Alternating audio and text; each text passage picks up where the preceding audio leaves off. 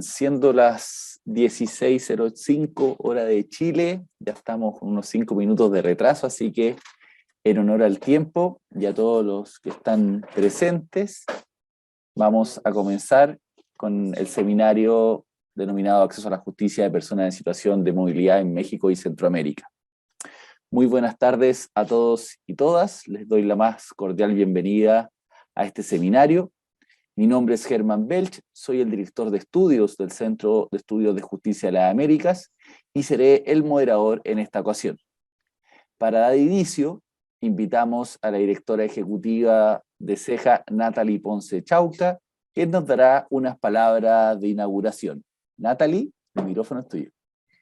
Muchas gracias, Germán. Buenas tardes a todas y todos. En primer lugar, darles la cordial bienvenida desde el equipo del Centro de Justicia de las Américas, CEJA, a toda nuestra querida comunidad que siempre nos sigue en los eventos que venimos desarrollando, tanto de manera presencial y ya en el contexto de la pandemia virtual. Hoy día nos convoca una actividad muy importante para nosotros como institución, de cara a que iniciamos un ciclo de seminarios titulados Impulsando el acceso a la justicia de las personas y poblaciones en situación de vulnerabilidad. A través de este esfuerzo, que comprende una serie de actividades relacionadas con estas poblaciones, queremos contribuir desde CEJA con el análisis, la reflexión, las propuestas, la identificación de buenas prácticas, con relación a la atención de las necesidades particulares que tienen las personas y grupos en situación de vulnerabilidad de cara a los sistemas de justicia. Particularmente el evento de hoy, denominado Seminario Acceso a la Justicia de Personas en Situación de Movilidad en México y Centroamérica, tiene especial relevancia considerando que México es uno de los países que más migración conlleva. Sin embargo, como todos sabemos a nivel global, y particularmente en América Latina y con foco en Centroamérica, la migración o la movilidad humana viene representando un fenómeno en creciente despliegue en los últimos años, que aún en el contexto de la pandemia no se ha revertido. Recordemos que según la OIM existen alrededor de 281 millones de personas en movilidad a nivel global, de las cuales alrededor de 15 millones están en el contexto de las Américas. 48% de las personas que están en movilidad son mujeres, acompañada de niñas, niños, adolescentes, personas adultas mayores. Las causas de la migración son múltiples y se han complejizado en el contexto actual. Existen causas de orden político, de orden económico, de orden de cambio climático, de orden de violencia y de orden de expectativa de buscar nuevos horizontes para una calidad de vida para las personas y sus familias. La migración o la movilidad humana es hoy en día un tema central en las agendas de los estados y de los sistemas de justicia de la región. En este contexto, reiteramos que con este evento y los próximos que vamos a desarrollar, queremos contribuir a la construcción de una agenda regional específica para estas temáticas, para estas poblaciones en el ámbito de la justicia. Comentarles además que esta preocupación por apoyar el desarrollo de los sistemas de justicia de cara a los desafíos que hoy en día conlleva la realidad global y regional, forma parte del resultado de las consultas que hemos desarrollado durante los meses previos en el marco de la formulación de nuestro plan estratégico al 2026. En estas conversaciones, en estos diálogos que hemos sostenido con diversos operadores y operadoras de los sistemas de justicia, jueces, fiscales, litigantes, académicos, pero también con actores claves de la sociedad civil y nuestras redes de colaboradores y exalumnos de CEJA, uno de los temas más relevantes tiene que ver con cómo generar sistemas de justicia más accesibles para todas las personas y particularmente para aquellas de los contextos críticos y de incertidumbre que atravesamos, tienen mayores necesidades, mayores brechas de acceso debido a condiciones muchas veces estructurales o coyunturales, de discriminación, de pobreza, de aislamiento, relacionadas con elementos interseccionales que es necesario mirar, atender y generar prácticas desde los sistemas de justicia.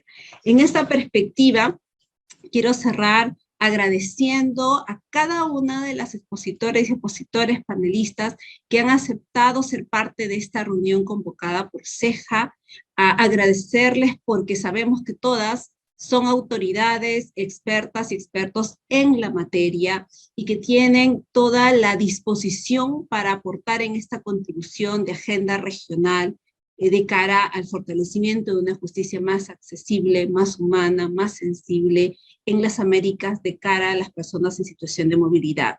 Cierro también mencionando que con este esfuerzo esperamos contribuir al aprendizaje colectivo, a la difusión de buenas prácticas y esperando que todo lo que hoy día se aprenda sirva para cada uno de los países, de los operadores y operadoras que están conectados y en la construcción colectiva, en la unión de esfuerzos para avanzar en esos temas tan importantes en la región. Muchas gracias, deseo un éxito para todos y todas.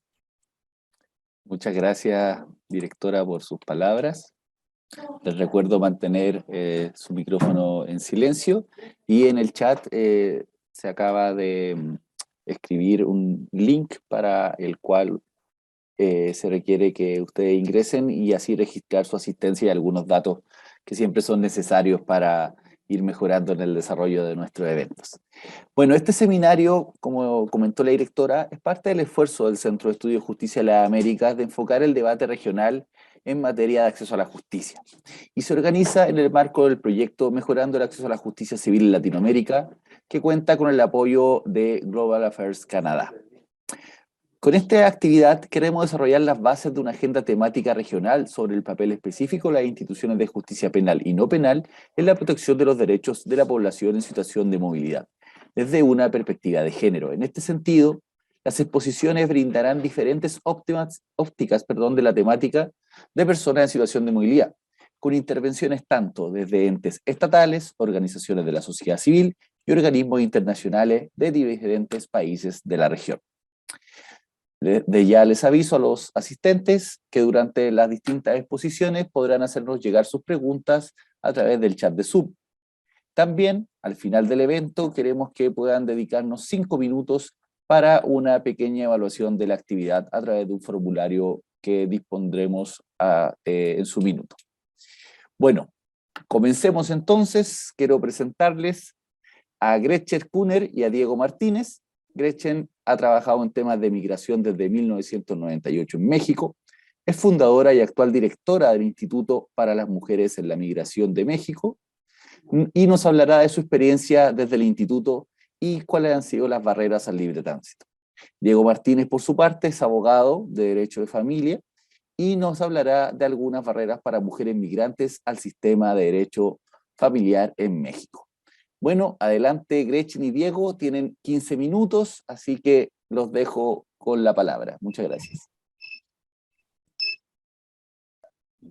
Pues voy a compartir una pequeña presentación. ¿Me escuchan bien?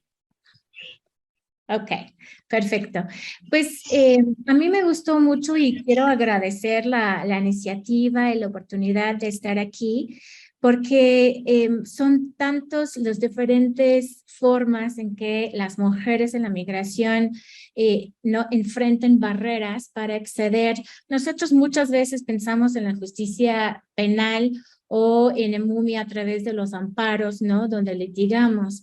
Pero también hablando con Diego Martínez, el abogado de Derecho Familiar, pensé que podría ser también importante que empecemos a hablar y que esté en la agenda las barreras que tengan las mujeres migrantes o en la migración para acceder a casos familiares, ¿no? Y tenemos muchos aquí en el MUMI que son transnacionales. Entonces, yo voy a empezar hablando sobre un tema que empezamos a trabajar hace muchos años, que son las revisiones migratorias en México, pero también dos otras barreras que hemos visto recientemente al libre tránsito.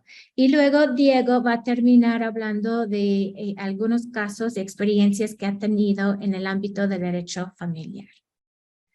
Ok, bueno, en México, como algunos de ustedes a lo mejor ya saben, tenemos una frontera vertical.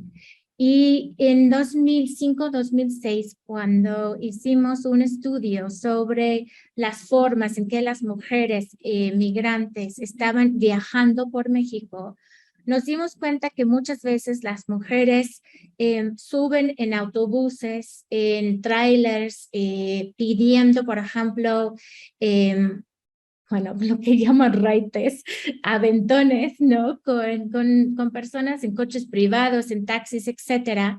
Y en ese momento eran las personas que más tenían los temas de extorsión, que los habían bajado de un autobús por su aspecto físico o por la forma de hablar, etcétera, en estas revisiones migratorias que ocurren a todo lo largo del territorio.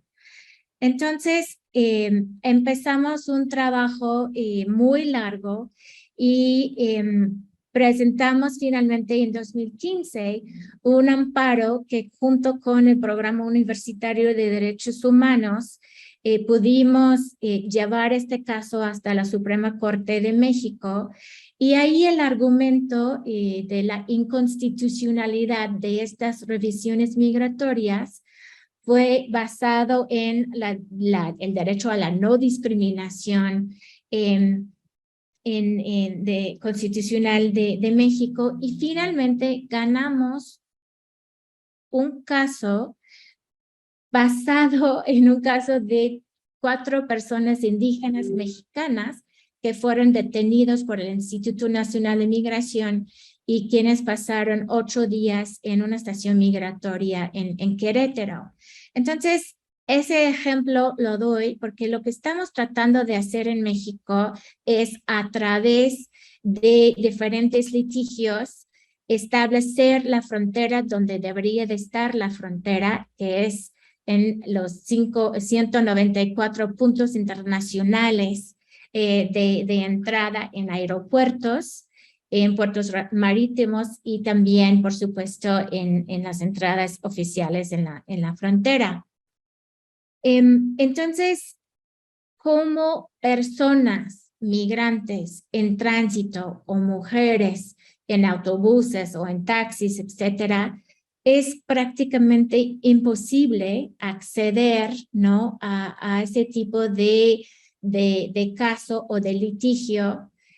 Primero porque no sabes dónde no podrías presentar, porque es muy complejo la argumentación legal, porque para las mujeres migrantes en tránsito, lo que menos en nuestra experiencia están pensando es en un litigio estratégico de largo plazo, sino que están pensando en cómo llegar a su destino y evitar la violencia, ¿no? Y a lo mejor tienen deudas en el país de origen, etcétera. Entonces, lo que finalmente nos ayudó fue que el caso fue de personas mexicanas, ¿no?, que fueron detenidas, y pudimos seguir el caso, seguir en contacto con ellos, pero aún con ellos, por supuesto, no hablaban español como su primer idioma. Entonces, para IMUMI, que es una organización que trabaja con mujeres migrantes, tampoco teníamos experiencia trabajando con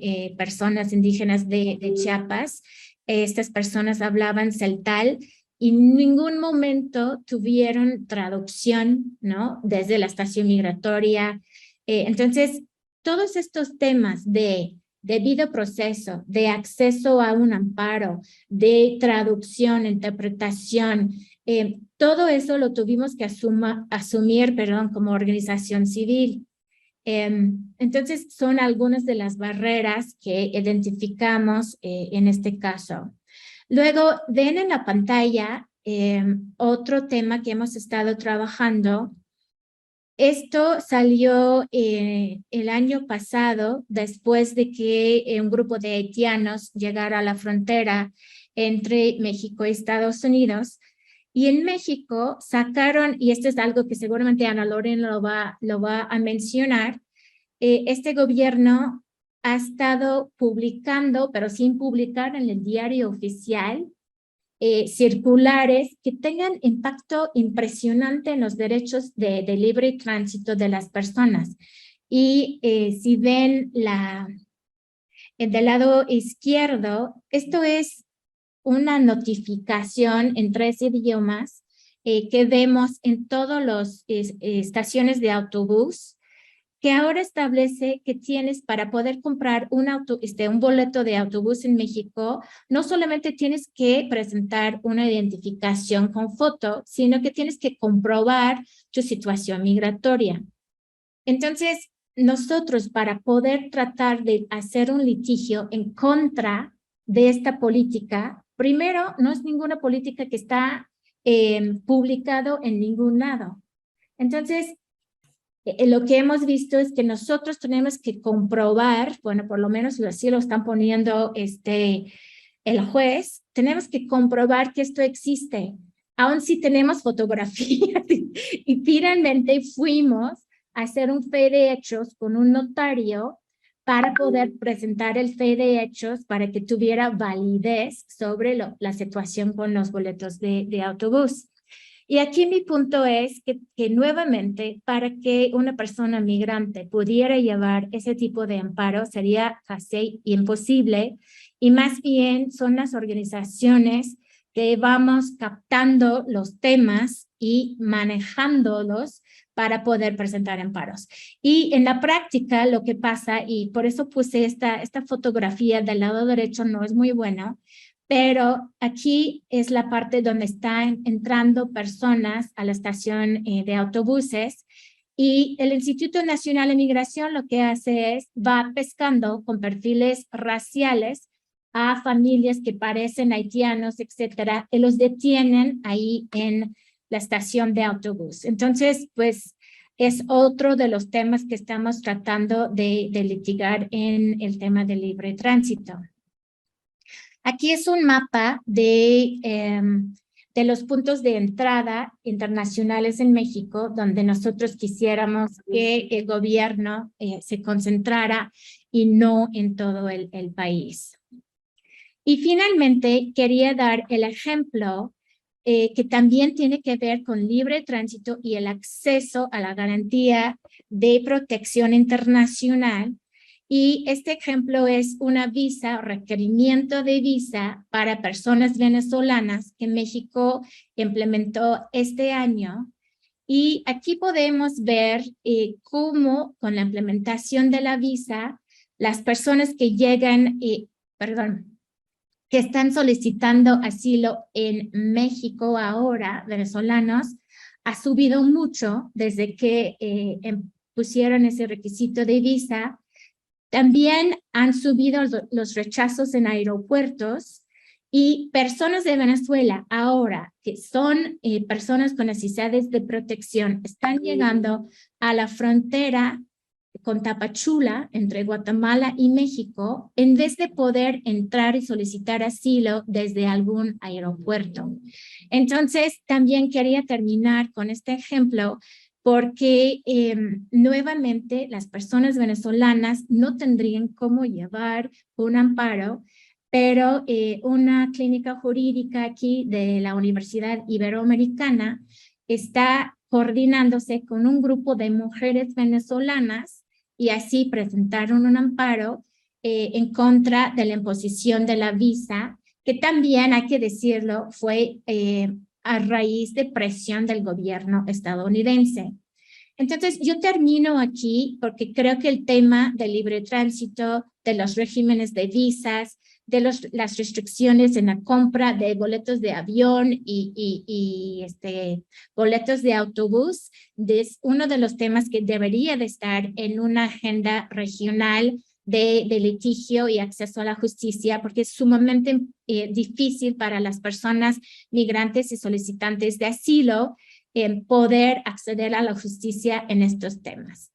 Y entonces voy a dejar la palabra a mi compañero Diego Martínez para los últimos 5 minutos para que les platique un poco el tema del acceso a derecho familiar aquí en México para las mujeres migrantes.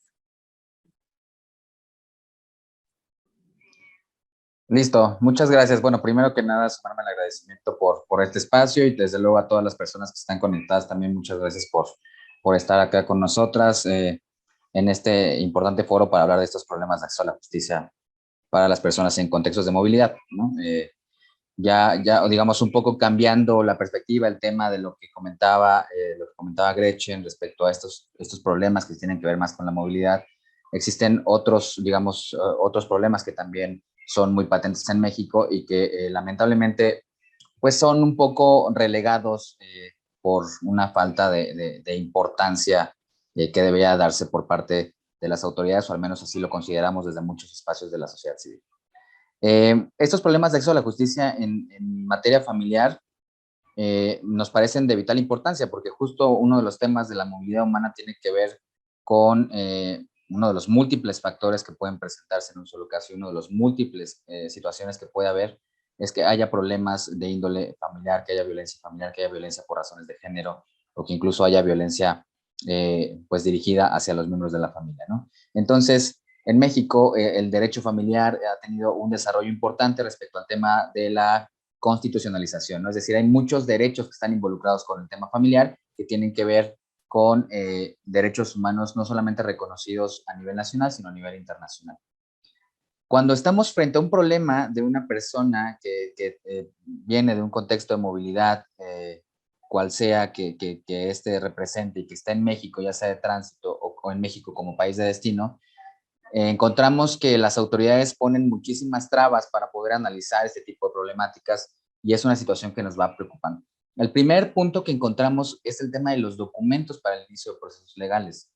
En México, en muchas de las situaciones, muchas de las acciones legales se necesitan documentos originales para poder iniciar un proceso legal, ¿no? Se necesitan documentos para acreditar, no sé, la partida de nacimiento, que se conoce en algunos países, en México el acta de nacimiento, es decir, como acreditar este tipo de relaciones entre el padre y la madre, con sus hijas o hijos, es uno de los principales problemas que vamos a ir encontrando. Las personas que salen de sus países, no todas las personas tienen la fortuna de poder salir de su país con todos los documentos necesarios para acceder a la justicia o para acceder a los servicios o acceder digamos, a todo lo que tienen derecho en un país como es México, ¿no? Entonces, de pronto, requerir este tipo de documentos iniciales para iniciar un proceso en materia familiar, guardia y custodia, alimentos, lo que pueda estar relacionado con las niñas y niños para su cuidado, para su atención, pues es una de las principales problemáticas que encontramos, ¿no? Esto, si pudiéramos enumerarlo, podría ser uno de los primeros puntos. El segundo de ellos es la falta de un enfoque interseccional, de un enfoque intercultural y de un enfoque de género, ¿no?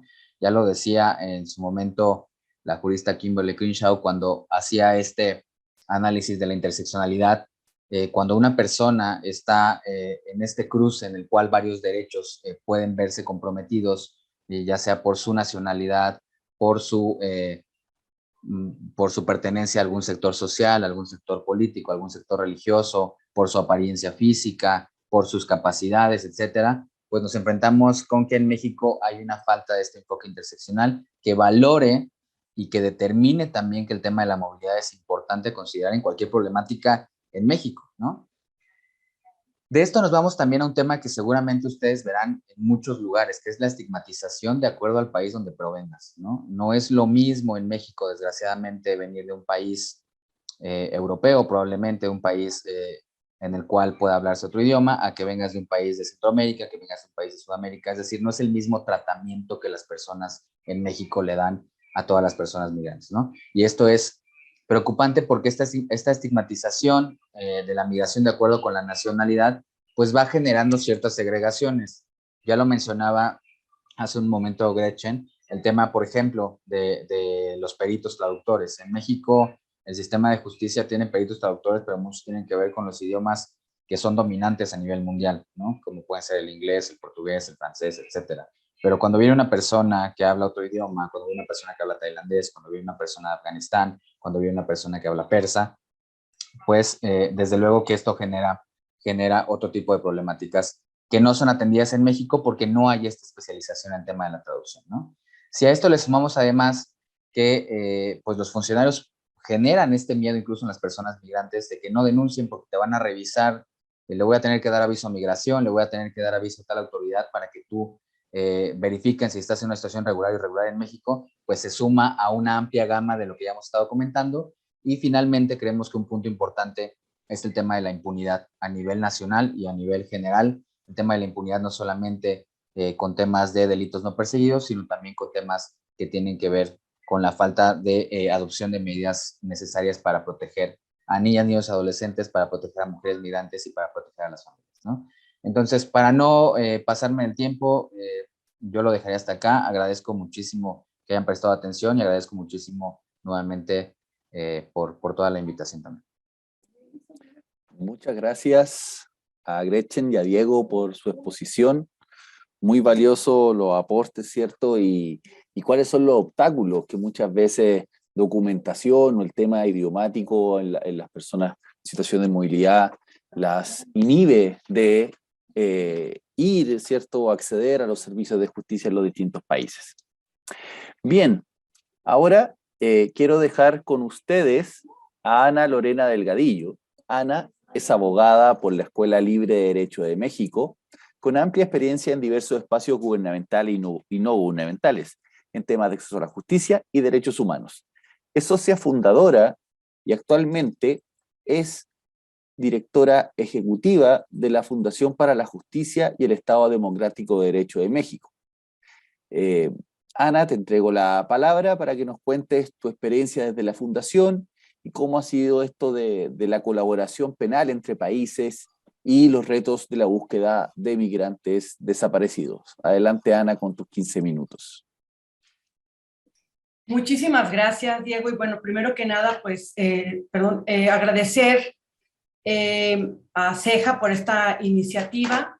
Nos parece que es súper importante que podamos sentarnos, además, con varios colegas de varios países a reflexionar lo que está pasando con las poblaciones en movilidad, que desde nuestra experiencia, lo que termina sucediendo con esas poblaciones son las más olvidadas en la región, porque en el caso que nosotros hemos venido documentando desde la Fundación, casos de personas desaparecidas y casos de ejecuciones a migrantes en el tránsito, evidentemente no son un interés para los países de origen, pero tampoco son un interés para los países donde ocurren los hechos. Entonces, pareciera que estas poblaciones realmente quedan invisibilizadas de la justicia.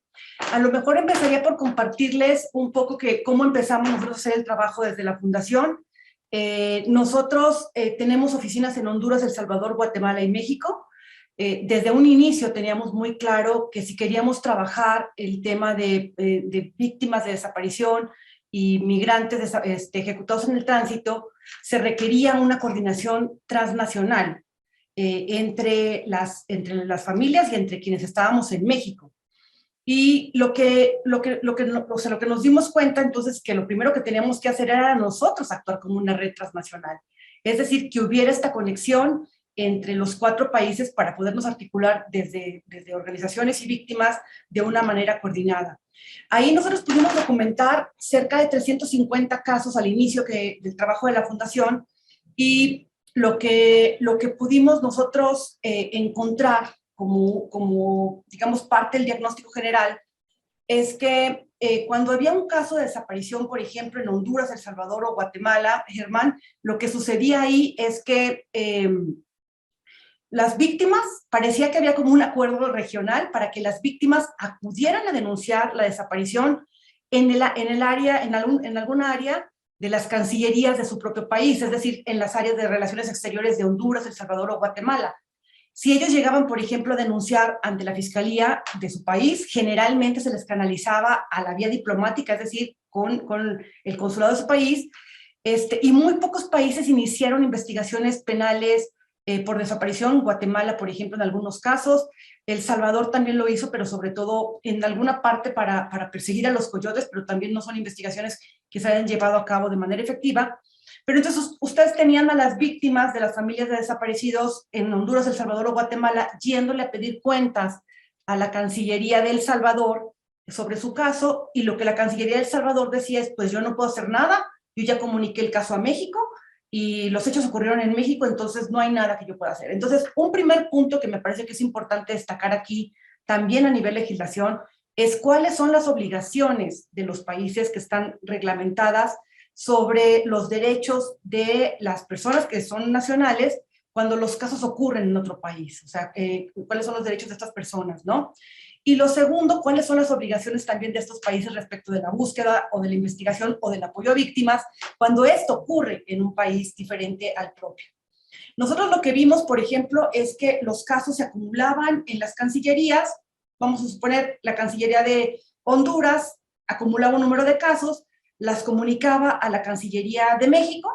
Oye, mira, tengo este número de casos de personas desaparecidas, y en México le decían, no, pues yo no tengo nada, o sea, no tengo ninguna noticia sobre esto, y ahí terminaba todo. Es decir, también había aquí un tema de responsabilidad de la Cancillería mexicana o de las áreas de diplomacia mexicanas, porque ellas estaban teniendo en ese momento el conocimiento de que se estaba cometiendo un delito o que podría haber un delito que se estaba cometiendo, y su responsabilidad era denunciarlo ante la Fiscalía General de la República, y esto no se hizo. Entonces, lo que se creó alrededor de los casos de personas desaparecidas, migrantes y ejecutadas fue una especie, yo lo llamaría como un limbo de impunidad, que se creó a través de las gestiones diplomáticas de los países. Las familias no podían acudir a México a denunciar, a las familias se les pide visa. Nosotros hemos notado que, por ejemplo, a veces es más fácil que consigan la visa para Estados Unidos que para venir a México, a pesar de que la legislación mexicana establece que tienen derecho a la visa humanitaria. Entonces, ahí, digamos, en México es claro que todas las familias tienen derecho a los, digamos, que las personas tienen derechos como víctimas. Tenemos una legislación, la Ley General de Víctimas, y tanto en la legislación procesal penal como en la penal hay derechos para todas las víctimas, y no hay una diferencia respecto de si la víctima es mexicana o es extranjera, pero en la práctica hay muchísimas dificultades. Entonces, ahí un poco, digamos que lo que nosotros empezamos a valorar es que a pesar de que, primero, a pesar de que existen acuerdos regionales en materia penal, como el Tratado de Asistencia Legal Mutua en asuntos penales entre Costa Rica, Salvador, Guatemala, Honduras, Nicaragua y Panamá, esos tratados, y que México tiene también tratados con esos países de asistencia penal, lo que hemos visto es que estos tratados fueron hechos mucho con la lógica, digamos, de soberanía, donde no hay una colaboración eficiente y rápida para que puedan actuar inmediatamente cuando ocurren los hechos. Por ejemplo, como en un caso de desaparición, que se requiere la actuación inmediata de las autoridades. En nuestra experiencia, las asistencias jurídicas internacionales de comunicación entre los países no sirven, o digamos tienen muchísimas deficiencias, tardan muchísimo tiempo en generarse en el país de origen, por ejemplo acá en México, y tardan mucho tiempo en que contesten los países de origen. Por ejemplo, tenemos ahorita una situación donde entran en juego dos legislaciones y dos países.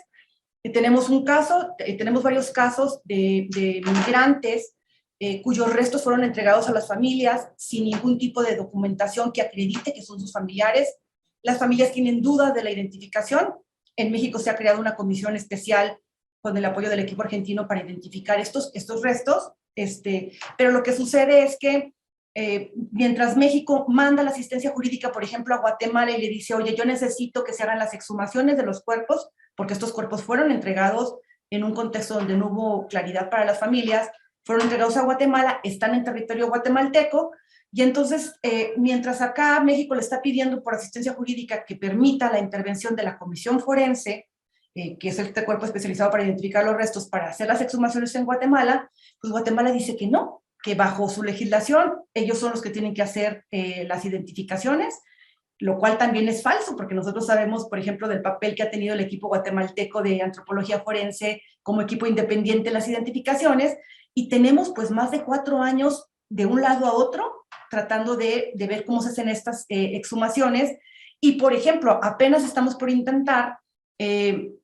porque intentamos que esto fuera porque se resolviera por la vía diplomática, no se ha resuelto, Estamos por intentar el amparo en México para protección de los derechos de las víctimas, pero el tema es que el amparo en México no cubre a las autoridades de Guatemala. Entonces, hay ahí un tema que no se ha podido resolver. Entonces, algunas cosas que me vienen a mí como conclusiones para esta primera reflexión es que, en primer lugar, sí me parece que hay que romper con que es parte del trabajo que hemos tratado de hacer en la Fundación, romper con ciertos paradigmas. El primer paradigma es el tema de la visión nacional para defender a poblaciones en movilidad. Nosotros creemos que los esquemas actuales de justicia no están adecuados para garantizar derechos de población en movilidad, están hechos con una lógica de derecho nacional. O sea, la mayoría de nuestras legislaciones, cuando se crearon, no había tal movilidad como la vemos ahora, entonces no están generadas con esta lógica, y los tratados internacionales están hechos con una visión de soberanía. Nosotros, por ejemplo, tuvimos algunas conversaciones con fiscales en materia de trata en el cono sur de las Américas, y por ejemplo, lo que ellos nos decían es que tenían un WhatsApp, donde tenías tú a fiscales de varios países del cono sur, donde se comunicaban si había una situación de trata que requerían del apoyo de otro país. Es una cosa muy sencilla que es perfectamente válida. Ahí se coordinaban, y si después había que hacer algún tipo de formalización, se hacía. Y acá nosotros estamos con estas asistencias jurídicas que tardan años en llegar al país de origen, y donde tampoco la legislación procesal penal está preparada para que pueda haber esta colaboración más efectiva. Entonces, nosotros creemos que se ha ya construido un corpus juris que integra principios, estándares y mecanismos que han sido recogidos por mecanismos internacionales. ¿A qué me refiero? Cuando empiezan acá en México las visitas de diferentes mecanismos de Naciones Unidas y de la Comisión Interamericana, nosotros, como veníamos documentando el tema de migrantes desaparecidos, teníamos un informe para cada relator y para cada mecanismo que visitaba el país. Porque aunque trabajáramos el tema de migrantes desaparecidos, esto tocaba el tema de mujeres, tocaba el tema de independencia judicial, tocaba el tema de desapariciones, tocaba el tema de población indígena, niñez, etcétera. Entonces, ya me puse el tiempo para poderme autocontrolar. Entonces, afortunadamente, en prácticamente todos los informes que se han elaborado en México a partir más o menos del año 2015 o 2016 sobre estos mecanismos, están contemplados ya estándares que nos hablan de que los países tienen que construir mecanismos transnacionales para la búsqueda, mecanismos transnacionales para la identificación y mecanismos transnacionales para el acceso a la justicia para poblaciones en movilidad. Nosotros estamos por sacar una publicación donde se compilan todos estos estándares, que nos parece que puede ser la base para ir integrando también o ir revisando las legislaciones locales de la región, no solamente de México y Centroamérica. Aquí hay mucha población migrante de Venezuela, de Nicaragua, de Haití, es decir, cada vez más hay más población de otros países. Sería bueno revisar qué es lo que hay ahí. Otra de las cosas que nos parece importante es el reconocimiento de la portabilidad de los derechos. Nosotros, cuando empezamos a trabajar con las familias de Centroamérica, tenían dudas de que tenían derechos en México. O sea, creo que también el tema de que las familias tengan conocimiento de que tienen derecho en el país donde ocurren los hechos como la desaparición de la ejecución es importante. Entonces, fortalecer este tema de la portabilidad de los derechos. Es decir, que los derechos acompañen a la persona y a las familias, por ejemplo, en casos de desaparición y de ejecución, independientemente del lugar donde se encuentren. Y nosotros creamos una serie de políticas públicas, cambios en legislación, cambios en práctica e incidencia a través del litigio de casos, para ir avanzando en los derechos de las personas, de las familias de migrantes desaparecidos, para avanzar en temas de identificación de restos.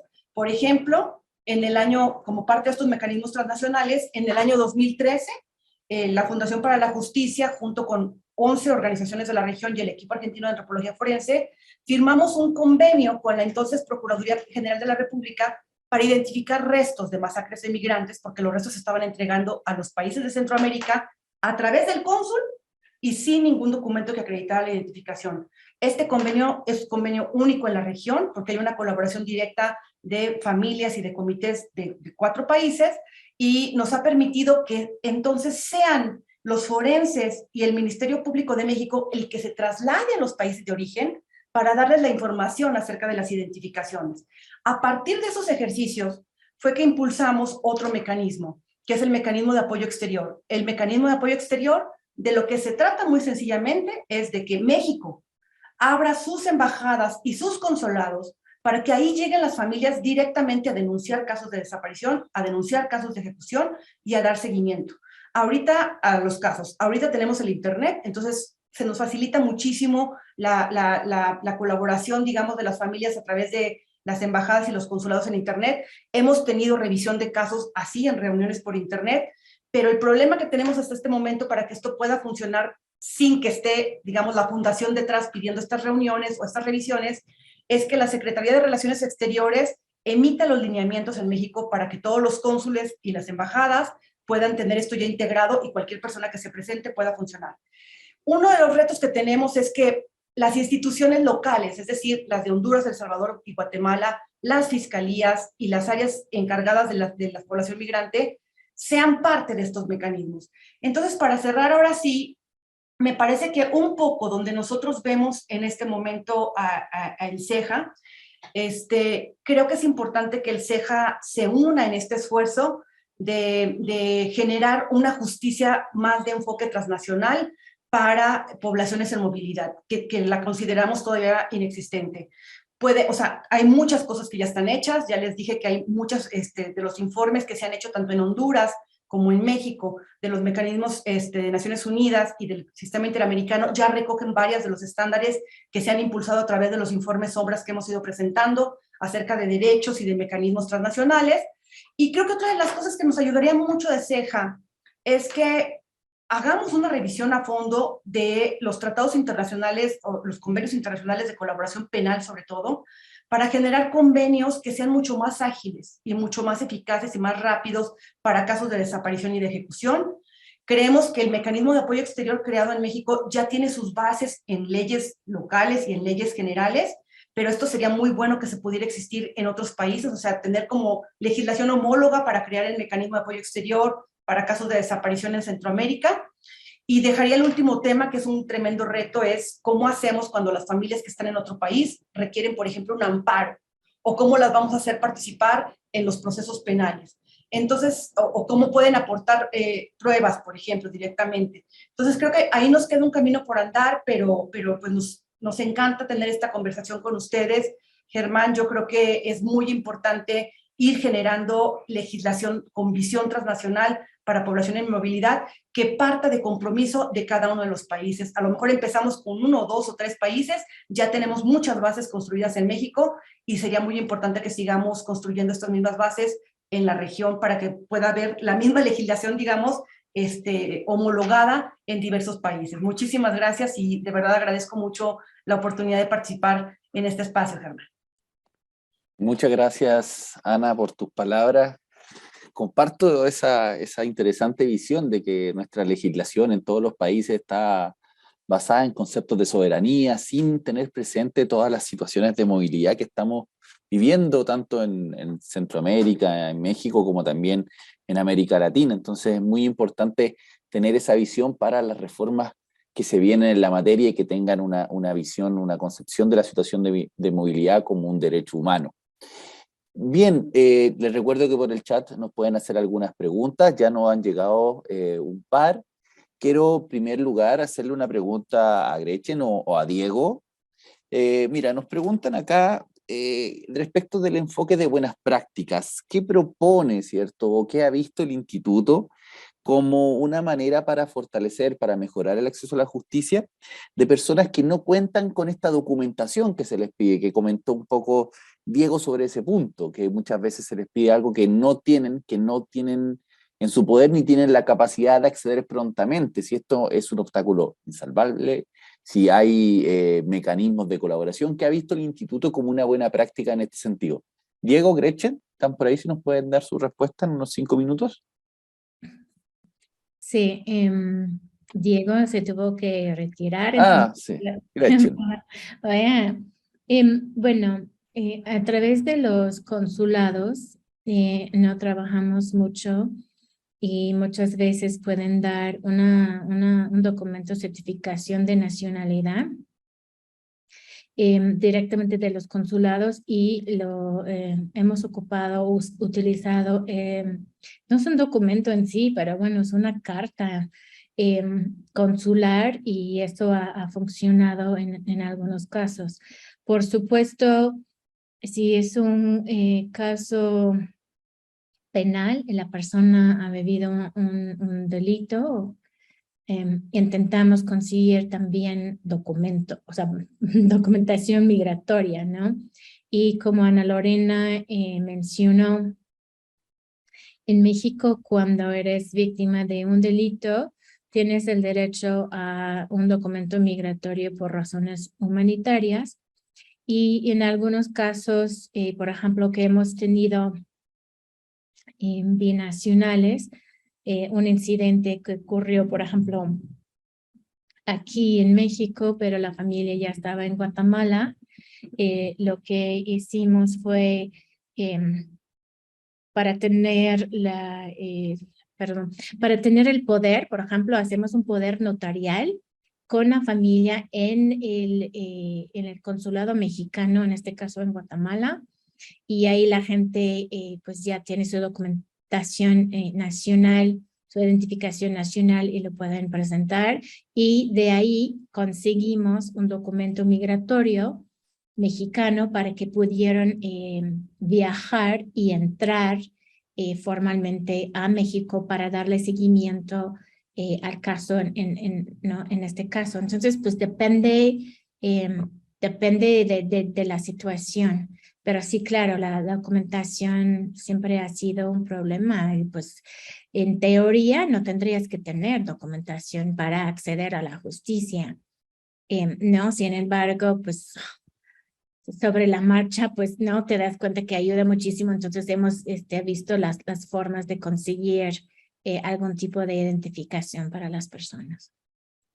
Gracias, Gretchen. Sin lugar a dudas, claro, exigir esos requisitos y todo lo demás, en que muchas veces las personas decían no acceder a justicia, no ir a tribunales por todas las dificultades que eso implica. Hay otra pregunta para Ana Lorena, ¿cierto? Ana, mira, mencionaste tú que son las cosas que faltan, ¿cierto? Mencionaste un poco de la voluntad de los estados de avanzar en el tema, cómo hacer convenios más ágiles.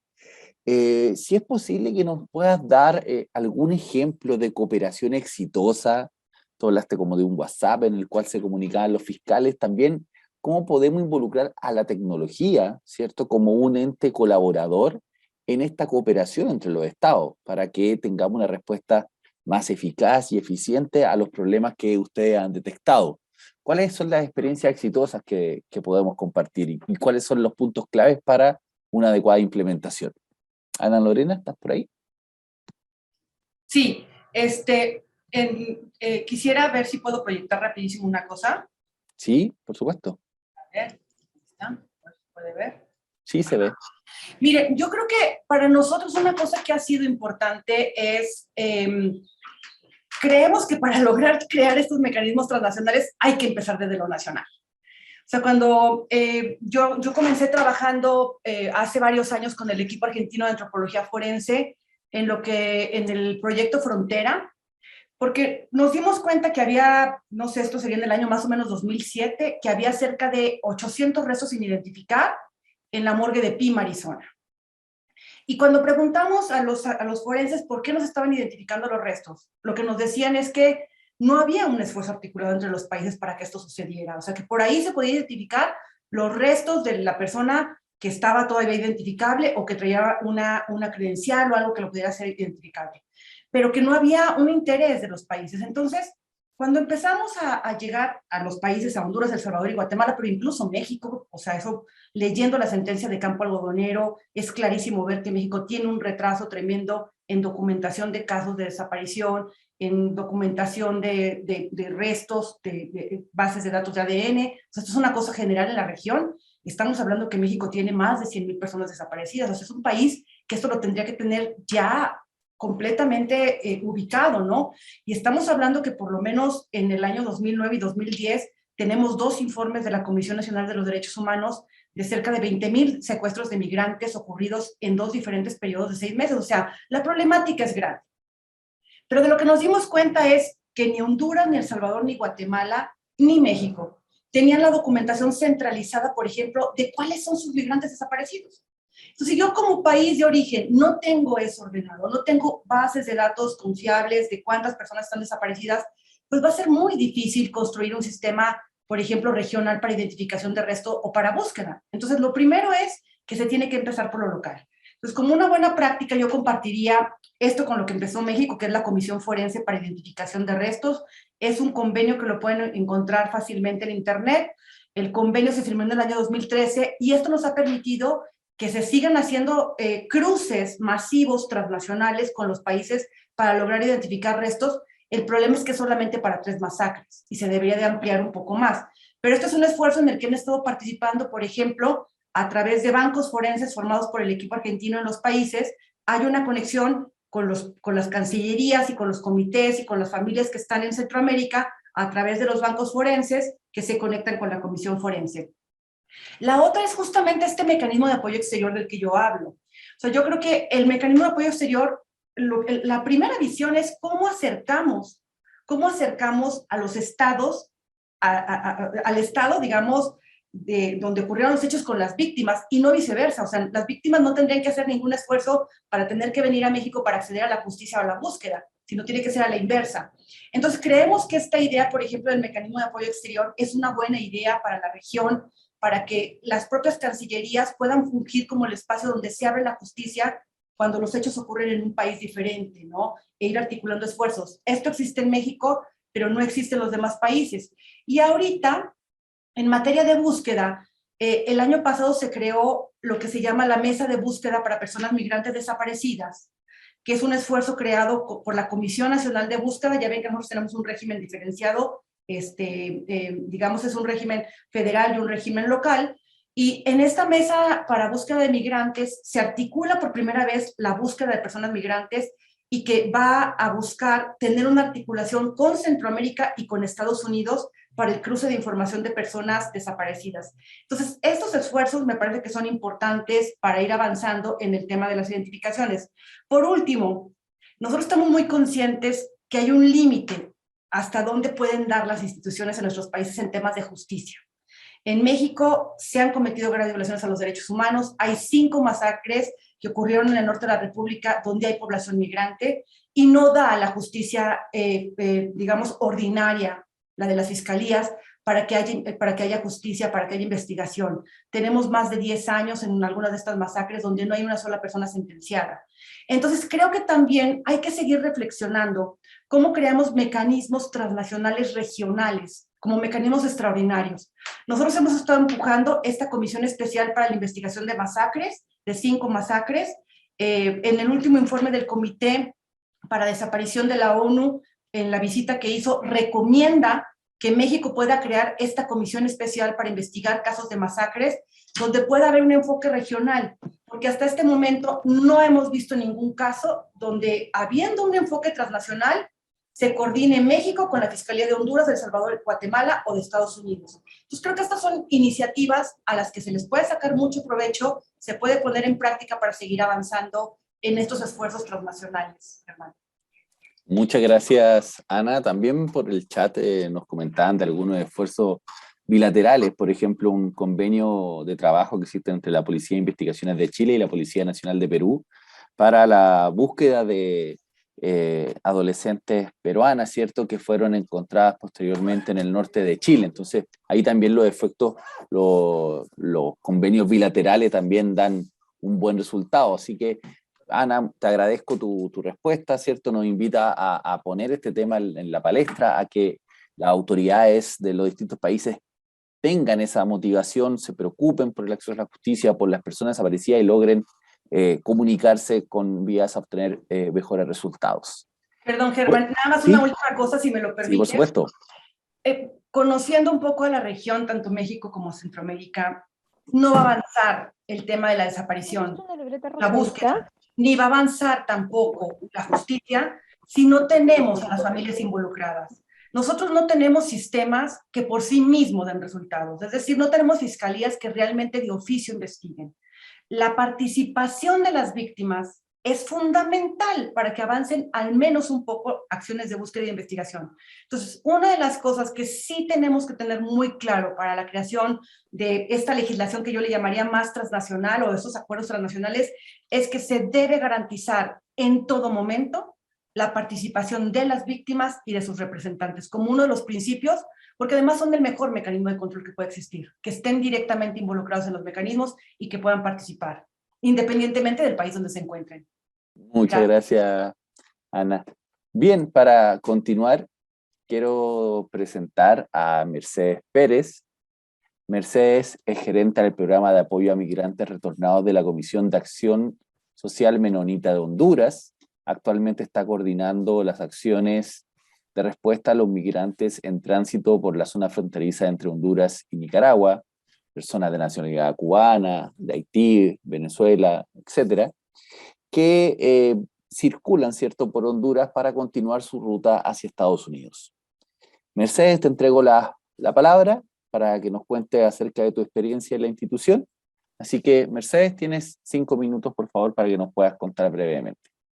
Muchas gracias, Germán. Buenas tardes a todos y a todas. Primero, quiero agradecer a CEJA por este importante seminario sobre acceso a la justicia para las personas en movilidad, tanto en México como en Centroamérica. Como bien lo mencionaba Germán, nosotros estamos haciendo una labor de asistencia humanitaria y todo el proceso de reinserción de la población migrante retornada, que en realidad es deportada. Ese es el concepto que tenemos que cambiar, porque la gente en realidad es engañada y la deportan a estos países, en el caso de Honduras, pues bajo unas condiciones realmente deplorables. Pero por otro lado, estamos viendo toda esta movilidad de personas que están llegando de sur a norte, digamos, venezolanos, cubanos, haitianos, africanos, que están llegando justamente a Honduras. Recordemos que Centroamérica está en una posición geográfica y es una zona tanto de origen, destino y retorno de población migrante. Y en ese contexto, entonces, tenemos esta constante movilización de estas poblaciones de venezolanos, cubanos, africanos, que se están enfrentando precisamente a la ausencia de esa institucionalidad y de acceso a la justicia y a la protección de los entes que deberían ofrecerle protección a estas personas. ¿Qué está pasando en este momento, por ejemplo, ahorita en Honduras? Todas estas personas que están en tránsito, no se les permite o no se les facilita el libre tránsito porque tienen que pagar una multa de $220. ¿Se imaginan ustedes una familia que venga con 5 personas? Multipliquen $220 para que puedan continuar libremente por el territorio nacional. Y luego estas personas también se enfrentan a una constante violación de sus derechos cuando pasan hacia Guatemala, luego pasan a México y luego pues su intención de pasar a Estados Unidos. Entonces estamos viendo también cómo la participación de la mujer y sus hijos en la migración cada día está incrementándose. De verdad que es preocupante porque actualmente las mujeres se ven obligadas a migrar, asumiendo su rol de proveedoras para los familiares en sus países de origen. Y en ese sentido, pues hemos visto cómo se enfrentan a factores de riesgo que aumentan la vulnerabilidad debido a la desinformación, el desconocimiento de sus derechos, a los procesos para los cuales deben ellas, por ejemplo, tener acceso, en el caso de México, a una oportunidad laboral, cómo pueden tener ese permiso para que puedan desarrollarse libremente en el país. Entonces vemos esa ausencia de los entes de justicia, la información de las organizaciones, que creo que las organizaciones de sociedad civil estamos haciendo un papel importante en temas de denuncia, en temas de información, y como bien lo decía Ana Lorena, que hacen un trabajo impresionante, cómo estamos ejerciendo esa presión constantemente para que se pueda tener acceso a mecanismos de apoyo para las diferentes poblaciones, especialmente las mujeres que son quienes en este caso denuncian, por ejemplo, la falta de documentos, que ante la falta de documentos migratorios, muchas veces las mujeres que reconocen haber sido agredidas, abusadas, extorsionadas por funcionarios de los estados, de los gobiernos. Eso es vergonzoso y hay esa denuncia. Son abusadas por los mismos coyotes, polleros, como se les quiera llamar, por sus mismos compañeros de viaje y otros hombres que van en esa ruta migratoria. Son víctimas de mareros, de pandillas, de narcotraficantes, grupos del crimen organizado, especialmente grupos de trata de personas. Hemos visto cómo en este momento hay grupos de pandillas, redes de trata que están pidiendo que se pague por liberar a una persona. No se imaginan en Honduras cómo hay a diario familias pidiendo apoyo para pagar la extorsión para que liberen a esas personas. Y los videos que circulan, sinceramente, son terribles, son horrorosos. Como estamos viendo, cómo les ponen la pistola en la cabeza o lo golpean para que la familia mire que si no les mandan ese dinero a estos grupos, esa persona va a morir. Entonces, aquí tenemos una ausencia de los entes de justicia, de la investigación, la impunidad que está reinando es increíble. Hemos visto en los últimos días, por ejemplo, el caso de este tráiler de la muerte, donde 53 personas han muerto asfixiados porque no hay un ente regulador, porque no hay investigación. Nosotros nos seguimos preguntando cómo es posible que este camión o este tráiler pasó por dos puestos de control y no se hayan dado cuenta que ahí iban esa cantidad de personas que estaban siendo vulneradas en sus derechos. En ese sentido, bueno, el tiempo ya es corto. Creo que nosotros debemos analizar una respuesta judicial más efectiva y exigir a los entes judiciales que se dé esos esfuerzos, que se invierta más también en la investigación, que se pueda ver y denunciar la fragilidad de los entes de justicia, porque sabemos que hay una fragilidad en estos entes y que muchos también son cooptados por estos grupos delictivos que lamentablemente no permiten que la investigación continúe. Así que estamos ante esta situación, ante estas emergencias. Es preocupante cómo los flujos migratorios se han incrementado en los últimos días y la movilidad humana es constante. Tanto en retornados como en tránsito nosotros estamos viendo ese incremento, pese a que los gobiernos, a que los estados han dicho, bueno, estamos en un proceso de realizar y desarrollar normativas y protocolos para que pueda garantizar el cumplimiento de los acuerdos y tratados. Sin embargo, todo se queda en retórica. Creo que tenemos que ser un poquito más incisivos en ese sentido y como bien lo decía Ana Lorena, comparto contigo, creo que debemos localizar, creo que debemos hacer partícipes a los gobiernos locales, a los familiares de las víctimas y hacer este proceso más de abajo hacia arriba para tener impacto y hacer mayor incidencia. Muchísimas gracias por este espacio y espero que sigamos teniendo resultados positivos después de estos esfuerzos regionales. Muchas gracias, Mercedes, por tu valiosa palabra. Muy importante lo que señalaste respecto a las mujeres y las situaciones lamentables que sufren en este tránsito. Yo creo que el enfoque de género tiene que estar presente en toda política pública y sobre todo en materia de movilidad. Quiero darle la palabra ahora a Pamela Franco. Pamela es abogada de la República de El Salvador, cuenta con más de 9 años de experiencia en el sector público y ahora está en la sociedad civil. Actualmente trabaja como abogada experta del Grupo de Monitoreo Independiente de El Salvador. Pamela, te doy la palabra para que nos cuentes cuál es tu experiencia desde el grupo de monitoreo y cuál es en particular el rol de las instituciones de justicia frente al fenómeno de la explotación laboral de personas en situación de movilidad. Pamela. Hola, buenas tardes. Gracias, Germán. También agradecer a CEJA por el espacio para el intercambio de experiencias, ¿verdad? Y ese construir colectivo del conocimiento en cuanto a los temas de movilidad. Bueno, quizás comenzar diciendo que les pido disculpas que anda un pajarito por ahí y anda él endulzando el oído. Como les decía, tradicionalmente El Salvador se ha analizado desde el ente o desde el enfoque como un país emisor de personas en distintas situaciones, con distintos perfiles.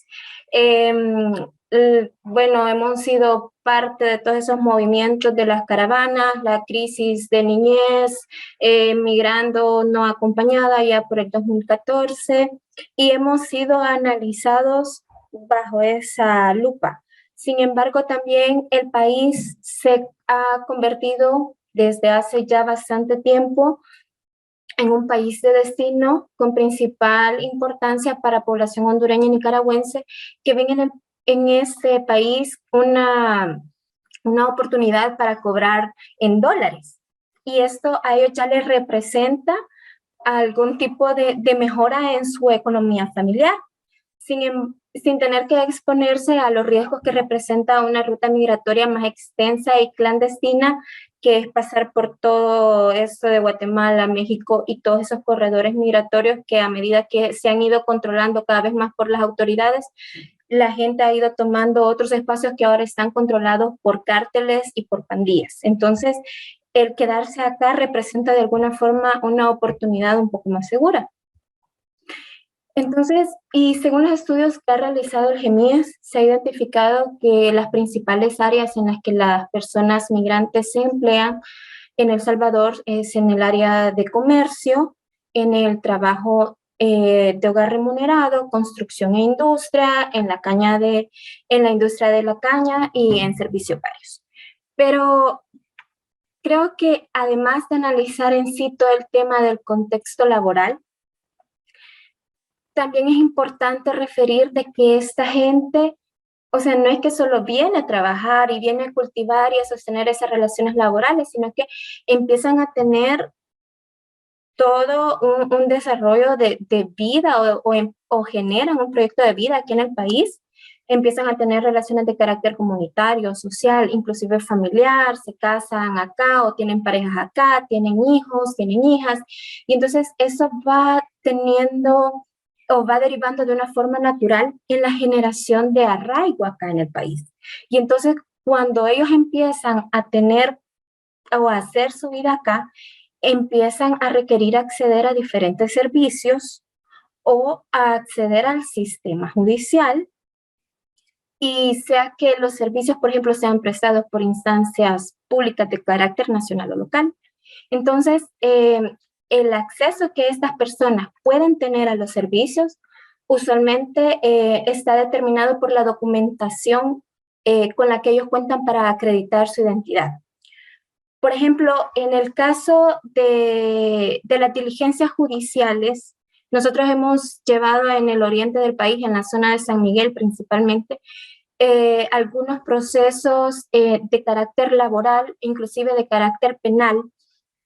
Y para iniciar un proceso de este tipo a nivel judicial, la persona puede hacerlo perfectamente presentando su cédula de identidad del país que se lo ha emitido, que es procedente, y es muy común que la persona tenga este tipo de documentación. Entonces no le representa, digamos, por decirlo así, un mayor inconveniente de iniciar este proceso. No sea, por ejemplo, ya pasar a instancias administrativas, a instancias ya más de carácter de prestación de servicios, como es el caso, por ejemplo, del registro del estado familiar en una municipalidad, o el registro natural de las personas, el registro nacional de las personas naturales, donde ya le piden a la persona que cuente con su pasaporte. Entonces, ya desde que empezamos a ver estos pequeños requisitos para acceder tanto a instancias administrativas como a instancias judiciales,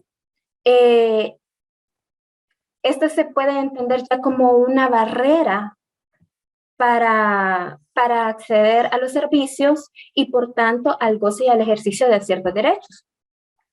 En ese sentido, nosotros advertimos que si bien es cierto, tanto en los procedimientos administrativos como en los procesos judiciales, están habilitados en la norma la no discriminación de la persona para acceder tanto al sistema judicial como a instancias administrativas, el hecho de que vayan generándose tantos requisitos o tantos procedimientos y se levanten todas estas barreras burocráticas, impacta en ese acceso a la justicia y también impacta en el hecho de acceder a ciertos derechos que solo se habilitan o se aperturan a partir de realizar ciertos trámites o ciertos procedimientos en los niveles administrativos. Entonces, nosotros somos de la opinión que es necesario comenzar a generar mecanismos y quiero retomar un poco acá lo que decía Ana Lorena. Ella decía, miren, necesitamos una legislación con una visión transnacional, pero es que también esto pasa o también tenemos que, además de tener la legislación, empezar a trabajar con la institucionalidad para que tenga esta visión de globalización y entender que ahora somos una región que nos movemos y que somos una región transfronteriza. Entonces, nosotros vemos esto como una necesidad que se empiecen a flexibilizar los procedimientos para que sean adecuados para garantizar el goce y el ejercicio de los derechos de las personas migrantes y sus familias aquí en El Salvador, así como también que implementen mecanismos tecnológicos que disminuyan el tiempo en la realización de los trámites y que no requieran que los mismos se realicen de forma presencial, a menos que sean totalmente indispensables. Esto pensando también en las economías de las familias, porque además de que tienen que pagar el costo que implica la obtención de los documentos, también hay personas que deben perder 1 o 2 días de trabajo por andar haciendo toda esta tramitología e impacta en el ingreso a la familia, porque la mayoría de estas personas algunas veces ganan por tarea o ganan por día. Entonces, esto se afecta mucho también. Nosotros desde el GEMIES, y ya con esto termino, estoy tratando de correr, Germán, nosotros desde el GEMIES hemos realizado diferentes acciones orientadas a fortalecer las capacidades de funcionarios judiciales, esto con el objetivo de que conozcan la normativa internacional ratificada por el Estado salvadoreño y que por tanto es vigente para que la apliquen en la resolución de casos de personas migrantes. Y no solo en los temas laborales, sino que también en otras áreas de protección de sus derechos, entre estos todo el tema de las áreas de familia o en las áreas del derecho civil, con el tema de los derechos de propiedad. Sin embargo, uno de los valladares que nos hemos encontrado es que algunos jueces que ya tienen su bastante tiempo de estar en el ejercicio de sus funciones, ya son bastante mayores. Ellos son de una escuela en la que se rehúsan y están reacios a la incorporación de la normativa y la jurisprudencia internacional con enfoque de derechos en el análisis jurídico y las resoluciones de los casos de personas migrantes que se presentan a sus tribunales. Sin embargo, en el último año, como parte de... Ustedes saben que El Salvador está llevando todo un proceso de reestructuración institucional. Como parte de eso, se dio vía decreto legislativo, se dictó el cese de funciones de los jueces mayores de 60 años o de 30 años de servicio. Para nosotros, esto viene a configurar un espacio de oportunidades para iniciar un nuevo proceso de sensibilización y transmisión de conocimiento a los nuevos jueces y juezas que han sido nombradas, pues consideramos que pueden tener algunas bases más abiertas para incorporar en su análisis la normativa internacional de protección de derechos humanos con énfasis en personas migrantes y sus familias. Hasta ahí quedaría mi intervención y quedo atenta a cualquier consulta que se tenga. Gracias. Muchas gracias, Pamela, por tu intervención.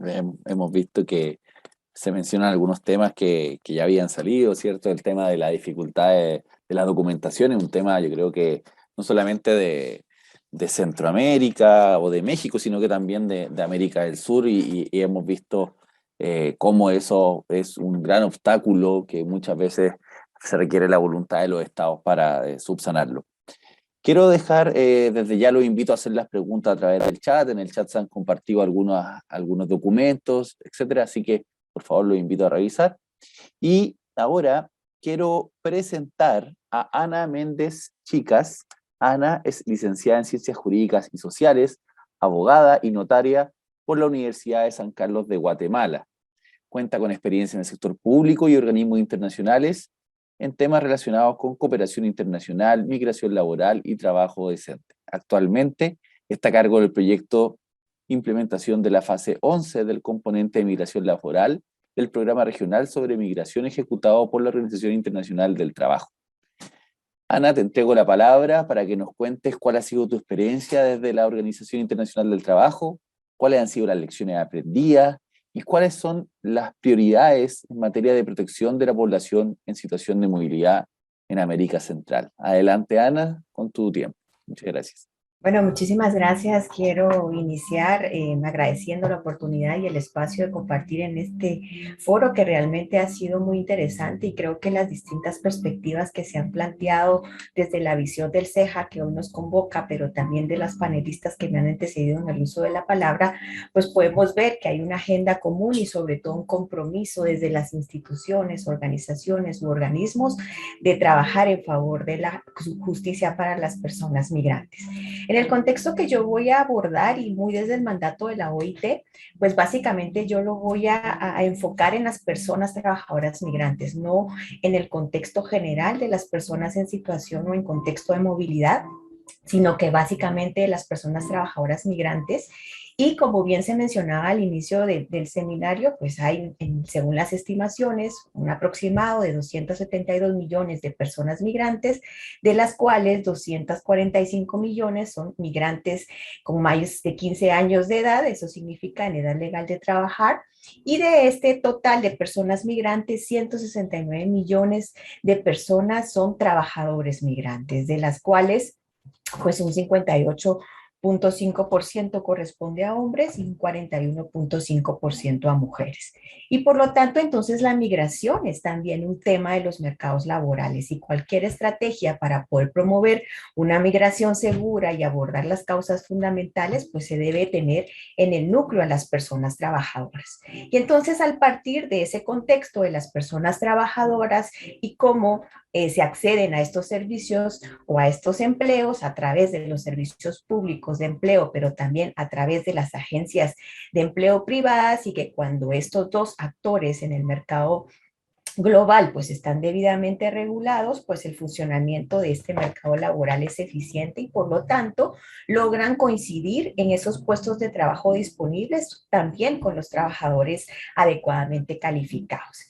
Y ahí básicamente yo me quiero referir a ese momento de la contratación, pero no a la contratación en ese sentido en el cual firmamos un contrato de trabajo, sino desde verlo desde sus distintas etapas o desde sus distintas fases. Por ejemplo, en la publicidad de los anuncios, en la difusión de la información, en la selección de la persona, en el transporte, en la colocación en el empleo, y en el caso de los trabajadores migrantes en el regreso a su país de origen. Y hago ese planteamiento de esas etapas en la contratación porque en algunas de estas pues pueden ocurrir estos riesgos y abusos y también temas relacionados con explotación. Y acá, por ejemplo, es importante desde esta perspectiva de la contratación, pues obviamente lo que significa la justicia, que es fundamental para hacer realidad los derechos humanos, incluidos los derechos laborales para las personas trabajadoras migrantes, y desde esa perspectiva o ese principio de no discriminación, de igualdad de condiciones, igualdad de tratos y de protección ante la ley. Y por lo tanto, estos mecanismos o este sistema de justicia pues debe garantizar esos recursos efectivos que deben ser accesibles, asequibles, adecuados y oportunos, que tienen que combinar elementos preventivos, correctivos y disuasorios y que también se debe abordar todo ese derecho a ser tratado por igual en todas las etapas del procedimiento. Y entonces desde esa perspectiva y cuando ya estamos viendo dónde pueden estar esos posibles riesgos, abusos o explotación, desde la contratación de personas trabajadoras migrantes podemos ver todo el tema relacionado con los cobros. Es decir, te ofrecen una oferta de trabajo, pero te dicen que tienes que pagar por una oferta de trabajo. El engaño sobre la naturaleza y las condiciones del trabajo, la retención de documentos o de pasaportes o de permisos de trabajo, deducciones salariales ilegales, servidumbre por deudas que está vinculado también a ese reembolso de los honorarios que se han cobrado o los costos de la contratación e incluso temas relacionados con amenazas. ¿Sí? Es decir, si los trabajadores quieren abandonar a los empleadores, pues tienen temores posteriores a ser arrestados, a ser expulsados o bien deportados. Y entonces en ese marco podemos encontrar que hay distintos obstáculos, desde barreras legales, barreras en la accesibilidad y barreras en la aplicación.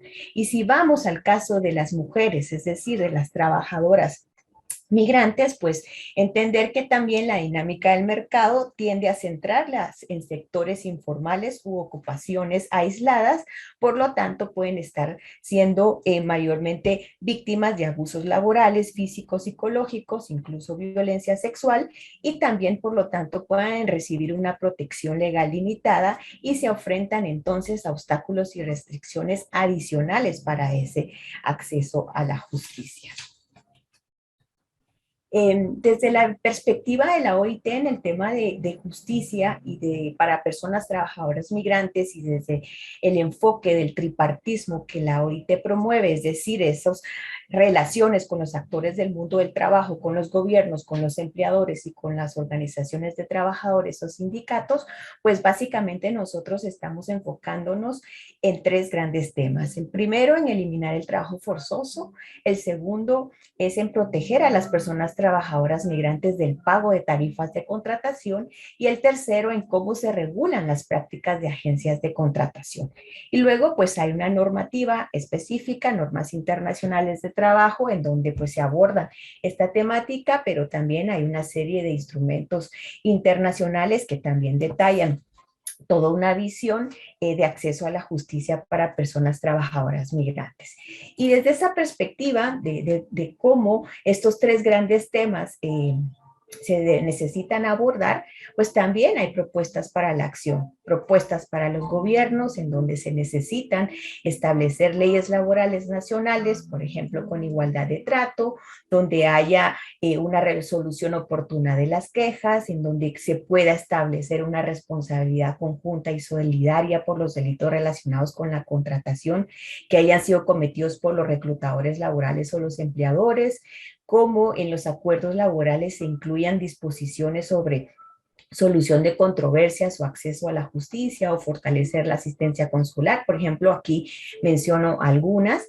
Para los empleadores pues, y los reclutadores, digamos que también es importante la perspectiva no solo del respeto de los derechos humanos y laborales, sino también de poder proporcionar o facilitar ese acceso a recursos efectivos, incluidos recursos judiciales y no judiciales. Y otro gran elemento importante desde esta perspectiva es cómo se protege a las personas trabajadoras migrantes que denuncien estos abusos de posibles represalias. Y en el caso de las organizaciones sindicales o las organizaciones de trabajadores, pues obviamente viene todo un trabajo de abogar por legislación y políticas de contratación equitativas, de supervisar esa accesibilidad y eficacia de los mecanismos de remediación y cómo también apoyar a las personas trabajadoras migrantes para presentar quejas y protegerlos de posibles represalias. Y desde esa perspectiva creo yo que es bien importante entonces localizar dónde ocurren los abusos, quién es el responsable y cómo se pueden remediar. Y en ese sentido también es importante identificar esas etapas del proceso de migración, porque es ahí donde pueden ocurrir distintas vulneraciones laborales, desde la fase previa a la partida, es decir, ahí pueden ser sujetos de cobros, de engaños, incluso un trabajador migrante se puede dar cuenta que sus condiciones son distintas, no en el país de origen, sino cuando ya llega al país de destino. Entonces ahí vemos dos momentos completamente distintos. En el tránsito también, y hace unos momentos también de este tema se conversaba, cuando ya se llega al lugar de destino, la situación laboral es distinta, puede haber retención de documentos o prácticas de trabajo forzoso. Cuando están empleados, pues ahí pueden ocurrir una serie de vulneraciones laborales, desde deducciones laborales o deducciones por costos de reclutamiento o de vivienda, por renovar documentos de identidad o laborales, por temas relacionados con salud y seguridad ocupacional, restricciones de libertad, etcétera. En la siguiente etapa, que es después del empleo, pero antes de que regresen, en donde pues también podrían reclamar algunas de esos salarios pendientes o incluso impugnar algunos casos presentados en su contra por parte de empleadores o del Estado, y finalmente ese momento en su regreso ya otra vez en su país de origen, donde todavía podrían o deberían de tener esa posibilidad de presentar una demanda ante un empleador y un reclutador. Y bueno, ahora yo quisiera concentrarme en algunas prácticas o buenas prácticas emergentes relacionadas con el acceso a justicia, y pues que también puede servir como parte de la discusión o esta agenda que queremos impulsar y de la cual la OIT también se suma. Y es, por ejemplo, en la primera, cómo proporcionar información sobre derechos legales. Pues digamos que la OIT ha recopilado algunas experiencias interesantes desde sitio web o aplicaciones de teléfonos inteligentes o videos, por ejemplo, donde trabajadores de la salud, trabajadores migrantes originarios de India y Filipinas, que tienen destinos como por ejemplo Dinamarca, Finlandia, Alemania y Noruega, pues se establecen esas herramientas o esos mecanismos de queja. La siguiente, que es sobre prevención y reparación de represalias y discriminación, pues sí, la represalia es una de las mayores barreras que una persona trabajadora migrante puede llegar a enfrentar, y por lo tanto eso limitarle en su acceso a la justicia. Y aquí pues hay unas experiencias interesantes, por ejemplo, un centro de recursos de trabajadores migrantes en Malasia, en donde por ejemplo presentaron el caso que involucró a 10.455 trabajadores y 13 subcontratistas, y donde entonces pudieron establecer y orientar legalmente para toda la normativa que había sido violentada. Por ejemplo, quejas anónimas en Qatar, en donde se puede tomar una queja anónima, pero se necesita al menos proporcionar un número de teléfono válido. Digamos que hay algunas medidas interesantes ahí que se pueden comentar, o que, por ejemplo, el Código Penal de Canadá sí prohíbe a empleadores tomar represalias o amenazas. La tercera, abordar las lagunas reglamentarias para denunciar el abuso. Pues bueno, acá hay un elemento importante, porque definitivamente sí pueden existir distintas lagunas reglamentarias, y creo que aquí también hay algunas experiencias interesantes, por ejemplo en Costa Rica con su ley de migración y extranjería, que reconoce explícitamente sobre trabajadores migrantes que pueden acudir y que estén aún en situación irregular. Por ejemplo, también Qatar o Reino Unido tiene una sentencia importante e histórica relacionada con los conductores de Uber, que se les reconoce derechos de salarios mínimos y vacaciones. El cuarto, que está relacionado con la mejora de los procesos de reparación. Ahí hay una práctica interesante, por ejemplo, de Abu Dhabi en Emiratos Árabes Unidos, en donde se implementaron unos tribunales laborales móviles. Y, por ejemplo, esto permitió en un periodo entre 2019, enero de 2019 a junio del 2020, se disputaron digamos, salarios que no habían sido debidamente pagados a 53,000 trabajadores por un monto de 157 millones de dólares. Entonces, creo que hay experiencias también interesantes en otros países, no de nuestra región, pero creo que hay que voltear también la mirada en qué están haciendo en otras latitudes para saber también cómo orientar nuestras intervenciones. El siguiente tema que ha salido a lo largo del foro de hoy, pues está relacionado con la documentación y evidencia, ¿verdad? Cómo eso se puede volver una limitante. Y aquí, por ejemplo, digamos que yo lo estoy abordando únicamente desde los temas de la contratación laboral, pero digamos cómo en algunos países se está, digamos, poniendo una obligatoriedad de que por ejemplo, los salarios se depositen en cuentas y que todo esto sea a través de mecanismos electrónicos, ¿verdad? Como una garantía de que se están haciendo los pagos o, por ejemplo, que la carga de la prueba está hacia el empleador, no hacia la persona trabajadora y, por ejemplo, también cómo proporcionar documentación digital, pero digamos que ese es un momento que tiene que ser desde el proceso en que una persona va a ser contratada y no cuando ya está contratada. Luego, mecanismos de denuncia y apoyo gubernamental, y pues ahí también hay unas experiencias interesantes en Austria, en Colombia y en Alemania.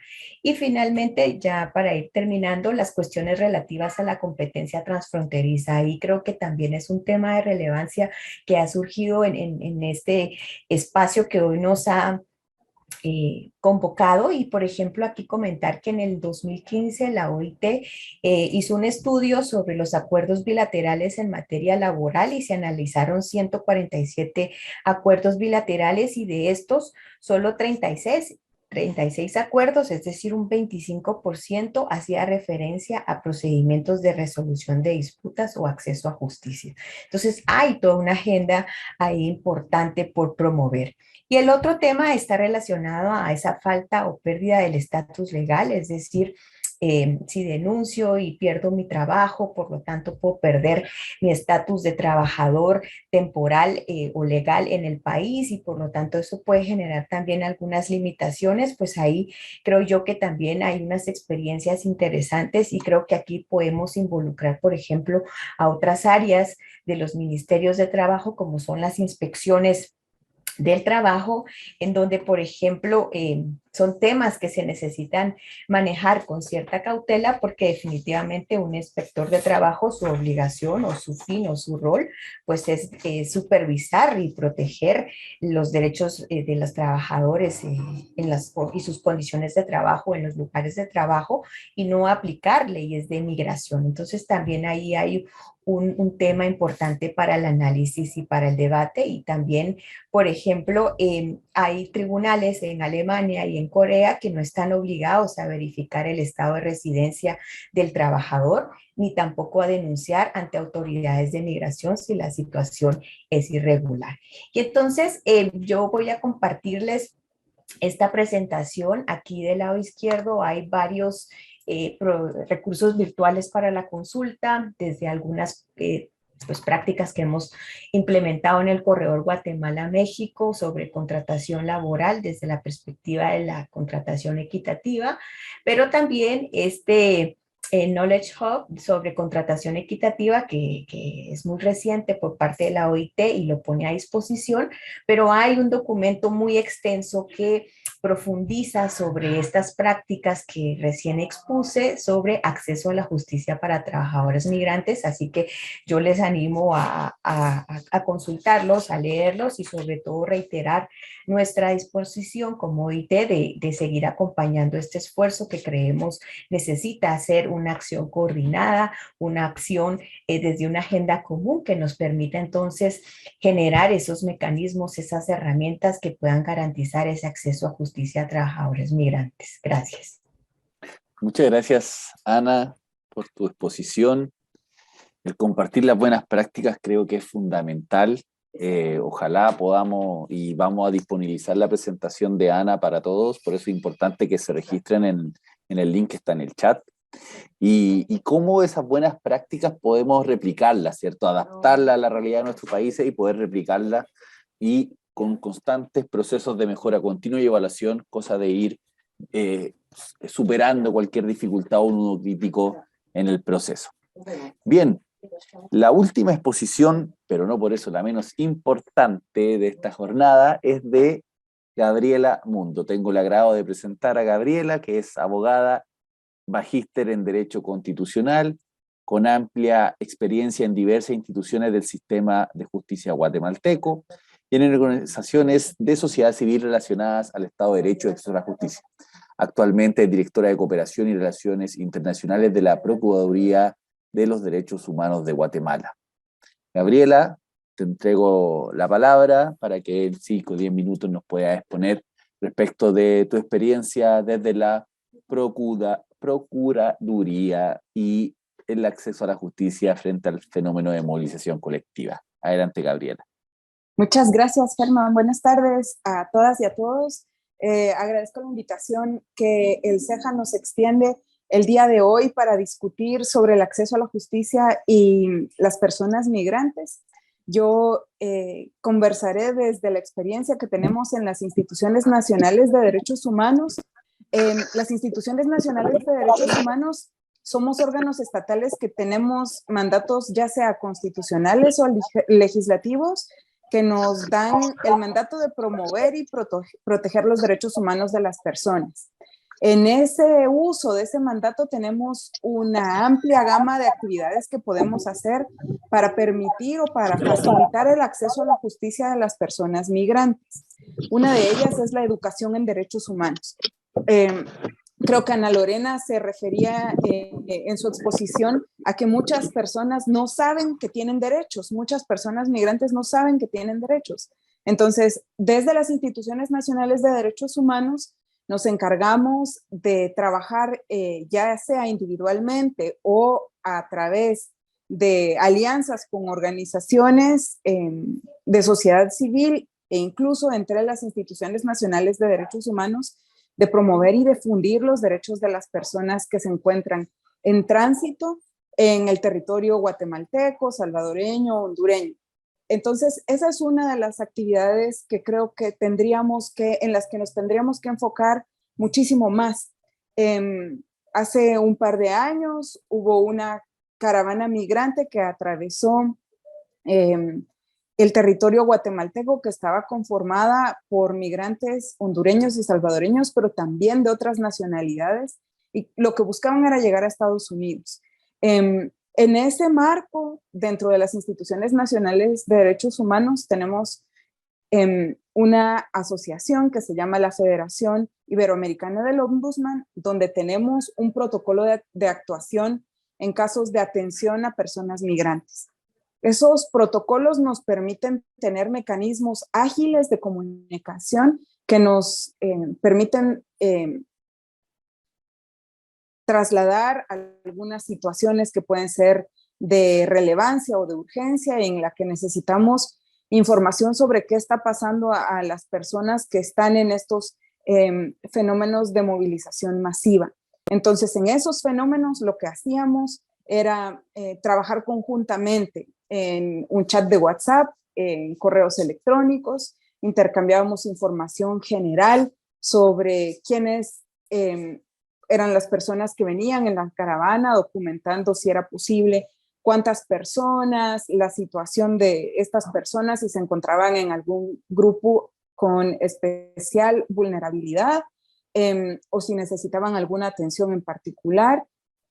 Eso nos permite a nosotros tener información para acompañarles en su recorrido y, digamos, también monitorear que las autoridades que se encargan de los asuntos migratorios no violenten sus derechos. Entonces, este protocolo nos permitió muchas veces intercambiar información sobre el número de personas que se iban a recibir, si algunos de ellos estaban documentados, si algunos de ellos viajaban sin documentación, si habrían niños, personas mayores, personas de la diversidad sexual, etc. Entonces, yo creo que este tipo de herramientas nos permite no solo para tener información sobre el fenómeno en sí, sino también para utilizar mecanismos para protegerles dentro de las fronteras nacionales. Creo que varias de mis colegas el día de hoy se refirieron a que no existen mecanismos transnacionales para atender a las personas migrantes. Y yo creo que esa es una tarea en la que nos debemos enfocar. Tenemos que tratar de ver el fenómeno desde lo nacional, pero también desde lo transnacional. Cómo desde el ámbito nacional hacemos las coordinaciones con lo transnacional y nos permiten proteger los derechos de las personas. También como producto de las coordinaciones que tenemos entre las instituciones nacionales de derechos humanos, presentamos una solicitud de medidas cautelares a la Comisión Interamericana de Derechos Humanos, varias defensorías del pueblo, procuradurías de los derechos humanos, comisiones nacionales de los derechos humanos. Entonces, México, Colombia, Ecuador, Guatemala, Honduras y El Salvador nos coordinamos ante una situación que estaba ocurriendo en la frontera sur de Estados Unidos, que era la separación de niños, niñas y adolescentes separados de sus familias en la frontera sur de Estados Unidos. Nos enteramos de esta situación en la que estos niños estaban enfrentando una situación de especial vulnerabilidad y solicitamos las medidas cautelares a la Comisión Interamericana de Derechos Humanos en conjunto. La Comisión Interamericana otorgó las medidas cautelares a favor de estos niños, niñas y adolescentes en agosto del 2018 y fue una buena práctica de cómo podemos trabajar en conjunto desde las instituciones nacionales de derechos humanos en protección de las personas migrantes y en protección de niños y adolescentes migrantes que viajan no acompañados o que son separados de sus familias. También tenemos otras buenas prácticas. Algunas instituciones de derechos humanos tenemos mandatos cuasi jurisdiccionales, lo que nos permite actuar dentro del sistema de justicia. El caso de Guatemala es uno de ellos. Y tenemos una buena práctica que se resolvió recientemente en relación a un amparo que se promovió a favor de 118 personas solicitantes de asilo y refugio en Guatemala que habían estado sin resolver su situación migratoria en el país debido a que la Autoridad Migratoria Nacional no resolvía estas solicitudes. Finalmente, la Corte de Constitucionalidad otorgó el amparo a favor de la Procuraduría de los Derechos Humanos y le ordenó a la Autoridad Migratoria Nacional resolver la situación de estas 118 personas solicitantes de asilo y refugio. Estas buenas prácticas nos permiten ver que hay mucho espacio desde las instituciones nacionales de derechos humanos como mecanismos que tenemos confianza de las familias y de las víctimas y de las mismas personas migrantes, que somos mecanismos que pueden facilitar comunicación, pero que también podemos facilitar que las personas accedan a la justicia. Muchas veces algunas de estas personas que atraviesan el territorio nacional no están interesadas en una denuncia penal o en un procedimiento administrativo, porque su objetivo es llegar a Estados Unidos o hacer solo el tránsito. No tienen como objetivo quedarse en el país y eso muchas veces hace que no estén interesados en acceder a la justicia. Pero a través de las instituciones nacionales de derechos humanos podemos recoger las preocupaciones, las violaciones a derechos humanos e incluso la información sobre posibles delitos cometidos contra ellos y ellas que nos permiten hacerles acceder a la justicia.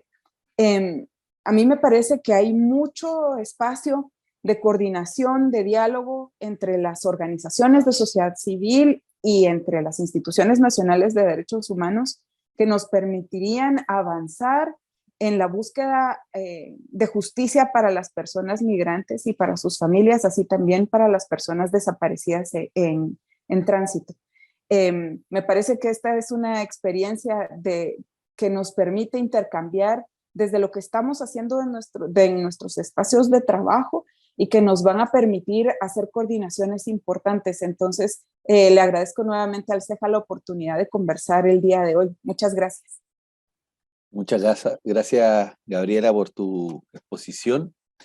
En honor al tiempo, tengo algunas preguntas que han llegado, ¿cierto?, por interno. tenemos una pregunta para Pamela, ¿cierto? Pamela del Grupo de Monitoreo Independiente de El Salvador. Quiero aprovechar de excusar a Mercedes, que tuvo que retirarse, así que vamos a hacer la pregunta a Pamela. Pamela, desde el punto de vista de las mujeres, ¿qué ha levantado, cierto, el Grupo de Monitoreo de El Salvador respecto a necesidades de protección de las mujeres en situación de movilidad? Pamela, ¿estás por ahí? Sí. Hola, gracias. Perdón, otra vez estoy en casa y aquí me disculpo. Bueno, en el caso de mujeres en situaciones de movilidad, creo que una de las cosas de las situaciones que se reiteran mucho es habilitar el sistema de protección. Algunas son mujeres que han sido víctimas de violencia intrafamiliar y es lo que ha motivado su movilizarse. Entonces, ellas necesitan que se habiliten los sistemas de protección, necesitan que se habiliten los sistemas de protección de los niños, de las niñas que les van acompañando. Y entonces ahí nosotros iniciamos todo un proceso de articulación y de coordinación con las diferentes instancias, por ejemplo, el Instituto Salvadoreño para el Desarrollo de la Mujer, desde la parte de lo gubernamental, pero sino también nos apoyamos mucho en organizaciones amigas. Nos hemos dado cuenta también, por ejemplo, que hay mujeres migrantes que ya han venido acá a El Salvador, tienen 5, 6, 7 años de estar residiendo acá, tuvieron una pareja y están embarazadas o han tenido hijos, pero tienen problemas al momento de querer asentar a sus hijos acá. Y usualmente se da por este tema de la carencia de documentos, de documentación.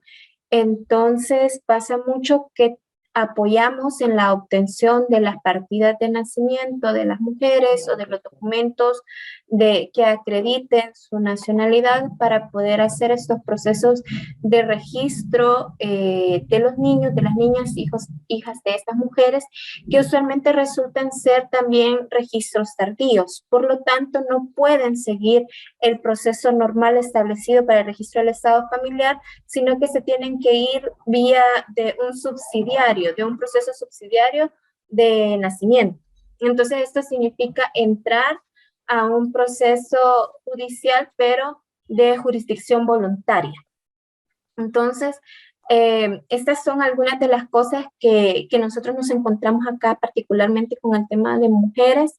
Es como frecuente la característica ahora, y yo creo que las colegas que han estado estudiando estas movilizaciones, es bastante frecuente que ahora vemos a más mujeres movilizándose. Inclusive, si mal no recuerdo yo el dato, en el tema de retornos de mujeres salvadoreñas y aún a nivel de la región, estamos viendo casi que el 45-47% de la población en movilidad son mujeres. Entonces, vemos ese incremento de la feminización de la migración, mujeres que van en tránsito, pero que también están quedándose acá. Y entonces pasa mucho lo que les decía yo anteriormente, que no solo es atender a la mujer como tal, sino comprenderla como parte de un núcleo familiar y que ese núcleo familiar tiene necesidades y necesidades muy particulares atendiendo a las edades en las que se encuentran las diferentes personas que integran ese grupo familiar. Por ejemplo, vemos el tema de los niños que además de necesitar tener ese registro, tienen otras situaciones que influyen en su desarrollo como persona, por ejemplo, el insertarse a un sistema educativo. Entonces, también hay que hacer ese proceso de acompañamiento y de gestión con el Ministerio de Educación para facilitar el ingreso de estos niños y niñas al sistema educativo. Entonces, hay una serie de componentes que se ven involucrados en este tema de movilidad y de asistencia y de protección a mujeres migrantes. Gracias. Muchas gracias, Pamela, por tu intervención. Quiero hacerle una pregunta ahora a Ana. Ana, expusiste distintas buenas prácticas en varios países, tanto de América Latina como también de otros continentes. ¿Cuál es o dónde está la dificultad de implementar estas buenas prácticas? ¿Está por un lado el tema de financiamiento, voluntad política? ¿Cómo podemos lograr que estas buenas prácticas se implementen, se repliquen, hacer un banco de buenas prácticas, fomentarlo desde la OIT o desde otro organismo, para que eso en definitiva dé respuesta a las necesidades de protección de las personas migrantes, sobre todo de mujeres? Ana. Sí, muchas gracias por tu pregunta, Germán. Y sí, definitivamente creo que pues hay como varios procesos, ¿no? El primero de ellos es cómo ponemos en agenda este tema, cómo también no solo hacemos un diagnóstico de la situación o de los factores que convergen en el tema de acceso a justicia a personas migrantes y a personas trabajadoras migrantes. Y luego, pues sí, digamos que recién la OIT, y eso fue la semana pasada, hizo un evento sobre el tema de acceso a justicia y por eso, digamos que está haciendo mucho énfasis en recoger buenas prácticas o prácticas prometedoras y muchos de los temas que hoy se abordaron salían también ahí en ese. O sea, se pueden generar los mecanismos, se pueden encontrar los interlocutores, pero implementar estas prácticas y que realmente lleguen a las necesidades de las personas que requieren atender una violación a sus derechos humanos o laborales es realmente un desafío que no termina únicamente con desarrollar determinada herramienta o metodología, sino viene todo un proceso de ponerlo en práctica. Pero sobre todo también de una serie de actores o instituciones que son las que tienen que garantizar que estas prácticas y este acceso a justicia sea efectivo. Y digamos que en la discusión también salía el tema, bueno, ¿y quién lo va a financiar? Y yo creo que hay como muchos elementos en la agenda. A lo mejor hoy no se están todas las respuestas, pero yo sí creo que hay toda una posibilidad de ver también qué cosas de pronto están empezando a funcionar en otros países, en otras regiones, como nosotros como región latinoamericana podemos hacer también una sistematización de algunas prácticas prometedoras que entonces empiecen a dar pautas sobre algunos primeros avances en esta temática. Yo en la presentación, en la última parte, ahí se puede profundizar. Creo que los 6 o los 8 temas que ahí se exponen de alguna manera tienen relevancia con las distintas temáticas abordadas el día de hoy. Así que yo creo y reitero la exposición de la OIT de seguir trabajando en este tema que es vital para las personas en situación de movilidad. Cambio. Muchas gracias, Ana. Bueno, ese es parte del desafío que yo creo que todos los países de la región tienen en este momento. Y un desafío que ha llegado para quedarse y por lo tanto tenemos que hacernos cargo. Por último, quiero hacerle una pregunta a Gabriela. Desde las miradas, o ¿cuál es el papel que deben tener en específico las instituciones de justicia, las instituciones del sistema de justicia, en el marco de la respuesta integral que deben entregar los estados al fenómeno de la movilización colectiva? ¿En qué sentido? Desde el sistema de justicia, el Poder Judicial, a través de sus fallos, debe fomentar que las autoridades políticas tomen decisiones para hacerse cargo. ¿Cuál debe ser el rol de las instituciones en esta materia, Gabriela? A mí me parece que el rol de las instituciones de justicia es de protección a derechos, de protección de posibles violaciones a los derechos humanos. Y digamos, con fallos como el que les comentaba hace un momento en el tema del amparo, para resolver la situación de solicitantes de asilo y refugio ante la inexistencia de una disposición legislativa, el Poder Judicial lo que hace es proteger a las personas solicitantes de asilo y refugio, indicándole a la autoridad migratoria, bueno, como no existe una disposición legal, atienda usted esta situación dentro de un plazo determinado. Entonces me parece que esa es una sola de las tantas formas en las que el Poder Judicial debe proteger a las personas migrantes, pero también debe hacerlo en el caso de las personas que son víctimas de delitos en el tránsito, también de aquellas que son víctimas de delitos, que son desaparecidas. La justicia finalmente tiene un papel relevante en cuanto a que las políticas públicas no han sido las adecuadas para proteger a las personas en situación de movilidad. Entonces al Poder Judicial finalmente le corresponde esta obligación que no se ha hecho a través de las instituciones estatales. A mí me parece que esa es una oportunidad importante ante este fenómeno de migración que cada vez crece más en nuestra región. Entonces, para mí ese es el papel. Muchas gracias. Muchas gracias, Gabriela, Ana, Pamela, ¿cierto? Por sus intervenciones. Con esto ya estamos casi concluyendo. Antes de cerrar, los quiero invitar a responder una pequeña encuesta que busca evaluar este seminario. Estoy compartiendo pantalla, ahí en el link del chat pueden ver. Es un formulario, una encuesta bastante sencilla para que nos puedan calificar qué les pareció el evento. No evalúan al moderador, así que me salvé por esta vez. Cómo se enteraron del seminario y qué otros temas les gustaría sugerir para futuro. Yo creo que eso es fundamental para que nos cuenten qué otros temas deberíamos abordar en los seminarios que realiza CEJA, ¿ya? Así que ahí está, Maritza acaba de enviar a todos el link del formulario para que puedan completarlo. Bien, solamente como una manera de cerrar este evento, quiero agradecer a todos y a toda su participación, a la expositora. Creo que los temas que propusieron y la forma de abordaje es bastante necesario que todos los estados tomemos en consideración. Como señaló la directora ejecutiva al comienzo de esta jornada, el nuevo plan estratégico de CEJA va a guiar la ruta de trabajo a desarrollar en los próximos años. Y ha sido y fue construido a través de un proceso de consulta participativo e inclusivo. Por lo tanto, con este plan vamos a conocer cuáles son nuestros ejes temáticos prioritarios en la región.